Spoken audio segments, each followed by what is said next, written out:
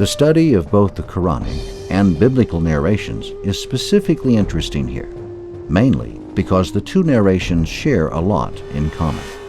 There are certainly divergences, but the biblical narration has a considerable historical value. It does help to identify the Pharaoh, or rather, the two pharaohs in question. This hypothesis, which starts with the Bible, is complemented by the information contained in the Quran. Modern data are added to these two scriptural sources. Bucaille singles out one major discrepancy in the narration of both texts regarding the fate of the Pharaoh's body. The writer of Exodus tells us that after the Israelites crossed the sea without wetting their feet, the Egyptians pursued and went in after them to the midst of the sea, even all Pharaoh's horses, his chariots, and his horsemen. Exodus 23.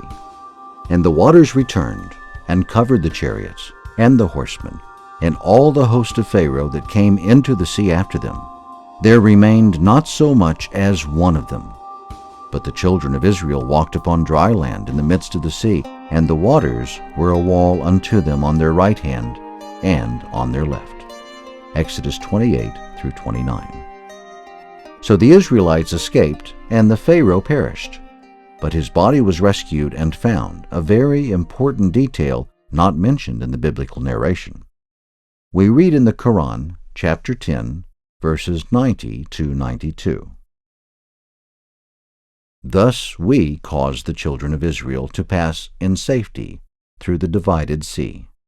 Then Pharaoh and his host followed them, in ruthless injustice and aggression, until, when the drowning waters overwhelmed him, he said, I believe that there is no God but the one in whom the children of Israel have believed.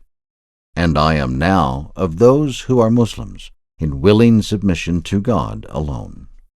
It was said, Now you believe, while before you have truly disobeyed your Lord, and you were ever of those who sowed corruption?